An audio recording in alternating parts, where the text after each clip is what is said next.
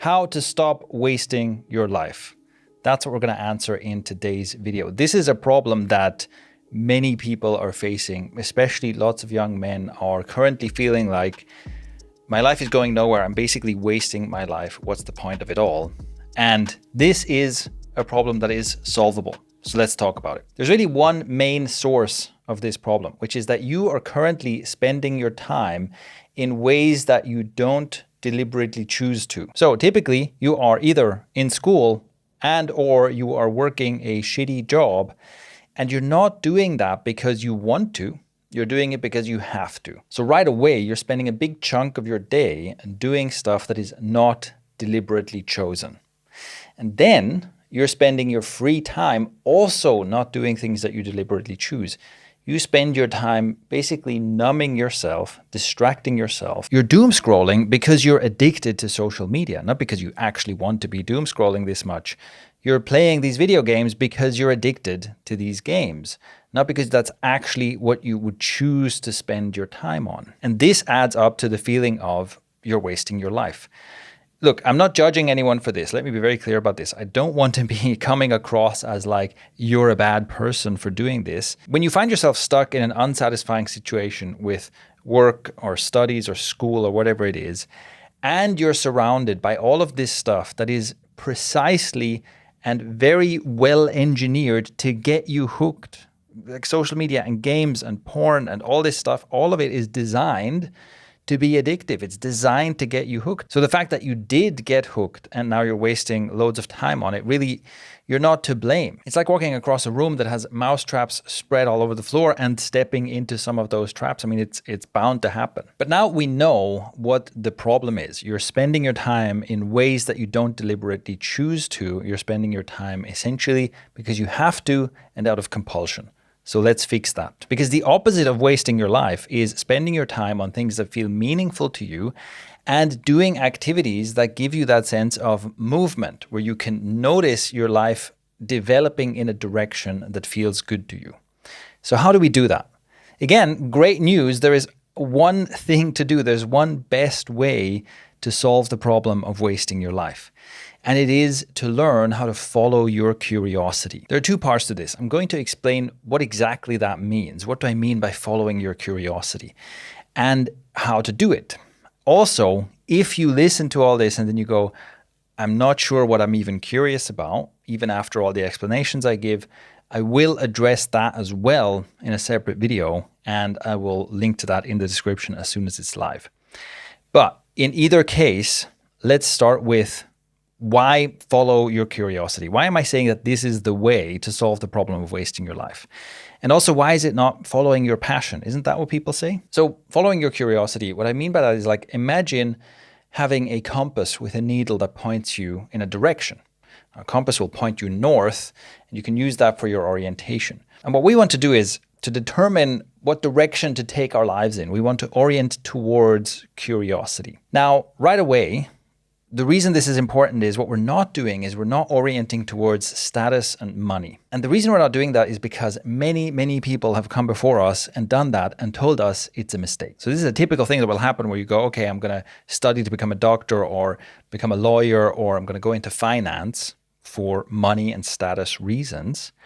And what then happens is, if that's not aligned with your curiosity, so if you're in medicine, but you're not actually particularly interested in human health, or you're in finance, but you're not interested in finance, you're just there for the status and the money, you will find that you spend an enormous amount of time developing the skills, getting the degrees or the training or whatever you need, grinding the career path, only to find that it's very unsatisfying. Most people end up regretting that. And it's because, once again, you're spending your time doing stuff because you feel like you have to, and not because you choose to or want to. So even if you end up with a successful career in a high status field that is one that isn't aligned with your curiosity, you'll still look back at all those years you spent and be like, that was a waste of time. I was wasting my life. And it's only once you do this successful career change that you start feeling like, now I'm living my life. Like I said, loads of people have made this mistake before us, so let's not repeat it just to find out that it's true. In general, this is called the finish line fallacy. Whenever you think about, well, if I had this high paying career in finance, and you imagine yourself, in the sharp, expensive suit, with the expensive watch and the expensive car and the hot babe by your side, and you think, once I get there, then I'll be happy, then I'll be okay. That is the finish line fallacy. That never works out. Whenever you have a picture in your mind of once I get there, then I'll feel fine, then I'll be happy, that never works out the way you think it will. So we're not orienting towards money or status. But hold on. Money is important. Maybe status isn't that important, but money surely is important. Like, isn't the problem of following your curiosity or following your passion or whatever, following not money, that you end up broke? That's a real problem. Who cares if you're doing, what's interesting to you or whatever, if you can't even pay the rent? That is an important consideration. And thinking about how can I make money out of this? How can I make a living doing something is an important question to ask, but it's much better as a second step in the process than as a first step. So what we're going to do is we're going to orient towards curiosity first, and then among those things, which are basically things that we're naturally aligned towards, we can then look at, well, what in here could be turned into a career, or what in here could make for a business of some sort. And you're going to be much better off choosing a well-paying career path within the stuff that is aligned with your curiosity than just going for the money. So let's talk about what it actually means to follow your curiosity and how to do that. So here are the steps to finding the things that are aligned with your natural curiosity. The first one is to simply ask yourself, well, what am I curious about? What am I interested in? What fascinates me? What are things that I love learning? And also, what can I get obsessed with? The first step is to just ask yourself these questions. You may want to do this in writing, so get out a pen and paper and write whatever comes up as an answer to those questions. And maybe you already find a lot of good answers right there. But if not, don't worry, because here is the second step. Ask yourself, in what areas of life am I drawn towards problems? So in general, we don't like problems. We'd rather have fewer problems. But notice your attitude to different kinds of problems in different areas of life. Let me give you a simple example from my own life. If you show me a problem that is of some kind of a technical, mathematical nature, that is something that makes me feel slightly overwhelmed. And it's the kind of thing where it's like, well, I hope I don't have to solve that problem because I'm no good at it. And also I don't want to, right? It's not the kind of thing I want to sink my teeth into. On the other hand, if you show me a problem that has to do with psychology, with human behavior, with communication, that is fascinating to me. If you show me a problem there that I feel drawn in and I want to figure out, how can this problem be solved? What have you already tried? What have other people tried? Why do these solutions not work? This is fascinating to me. So there's certain kinds of problems where you show me that problem and I kind of lean away and I go, uh-oh, I don't really want to have anything to do with that. I hope someone else fixes that. But there's another kind of problem that makes me lean in, that makes me want to learn more and engage more deeply. And that is a very strong indication of where my curiosity lies. Step number 3, ask yourself, what are things you want to deeply engage with? So not things that you want to engage with on a shallow level, which can be all kinds of things, but things that you want to engage with on a deeper level, even if the engagement with it isn't packaged in an entertaining way. So the reason I say this is because a lot of us spend a lot of time consuming content. We are in consumer mode a lot of the time.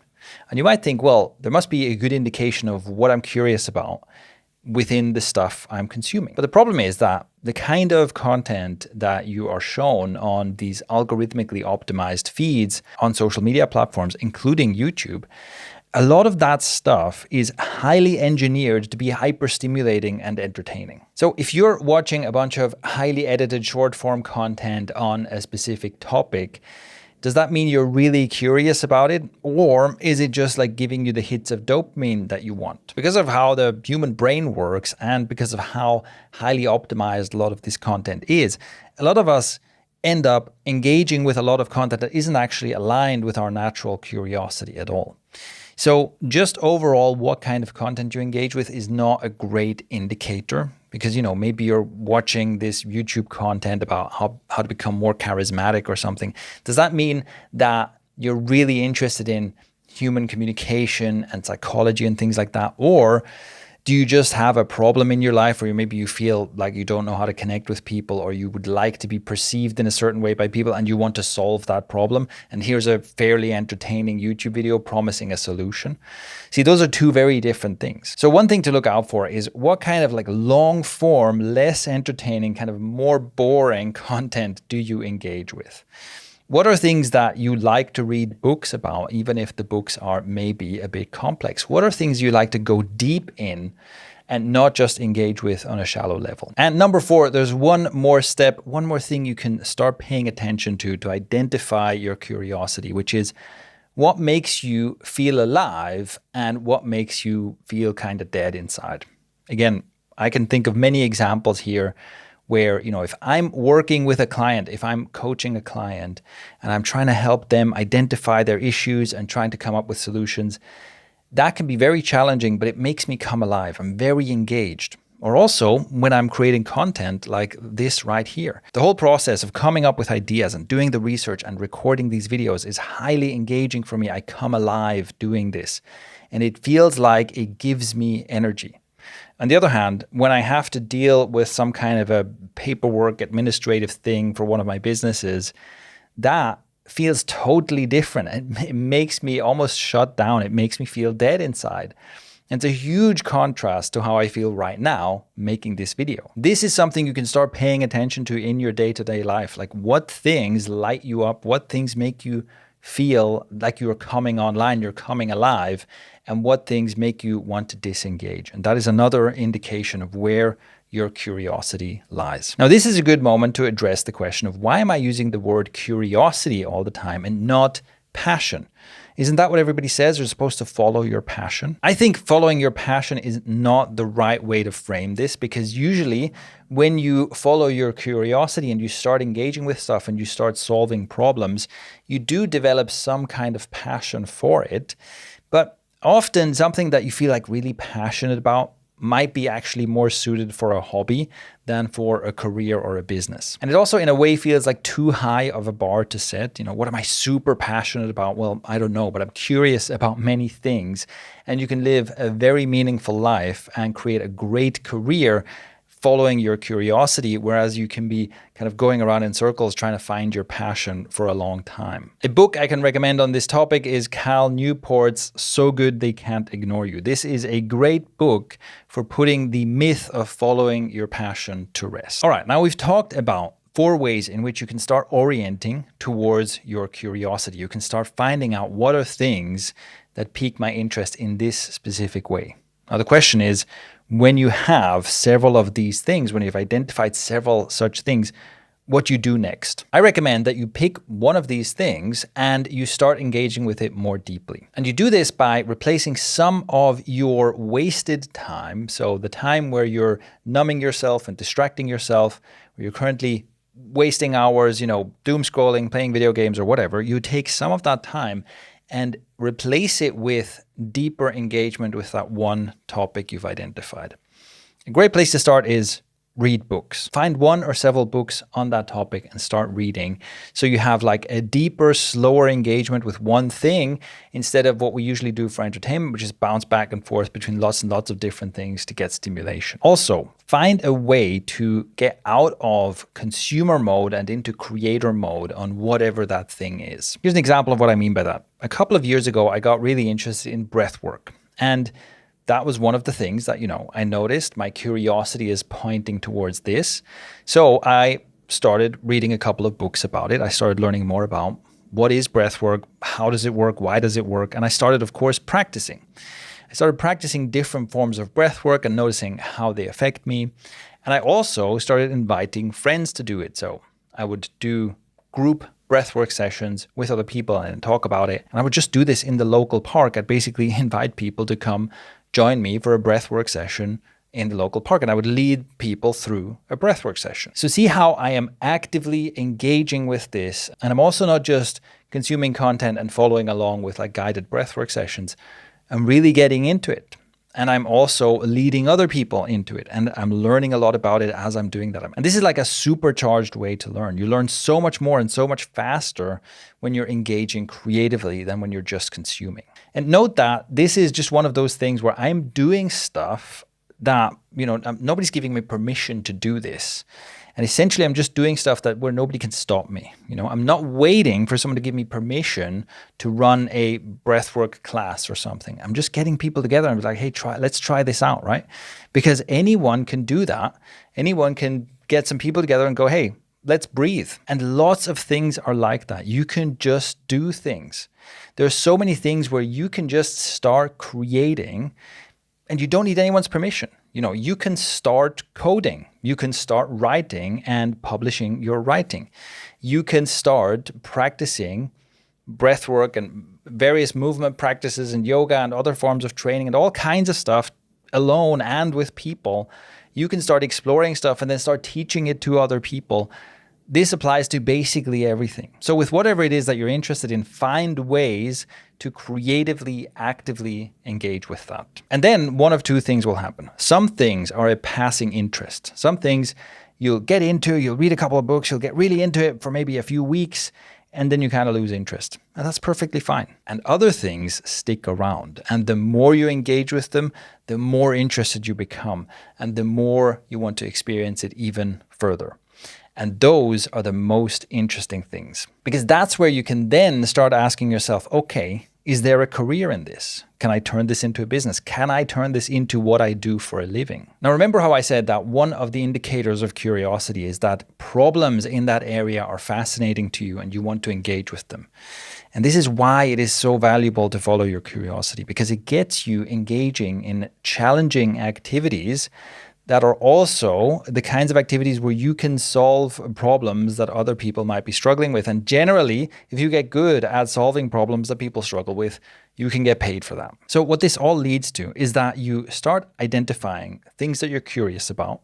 You start engaging with them more deeply. And even as you do that, that feeling of I'm wasting my life will already start to fade. The more of your current doom scrolling kind of compulsive distraction activity that you replace with following your curiosity, engaging with these topics, the more of that momentum and aliveness you will already feel. And then as you keep doing that, you will start identifying things where there's also potential for a career path or a business. And eventually, if you keep following this path, you end up getting paid for, making a living from something that is aligned with your curiosity. And that is honestly one of the greatest gifts you can experience. So if you've currently been wasting your life, this right here is the roadmap to lead you out. And today is the best day to start. That is all for today's episode of the Quit by Healing podcast. Thank you so much for tuning in. If you enjoy this content and you want to help me make more of it and reach more people with it, one of the best things you can do is engage with the content. If you leave a like, you subscribe, you leave a review on your podcast app, and of course, you can jump over to the YouTube version of this and leave a comment there. If you have any questions about what I talked about, if you get stuck anywhere in this process, go ahead and leave a comment. I try to answer all the comments that come in. And as always, there's going to be links in the description to all the relevant resources and related videos, so make sure you check that out as well. So that's all for this episode. Thanks for tuning in, and I'll see you in the next one.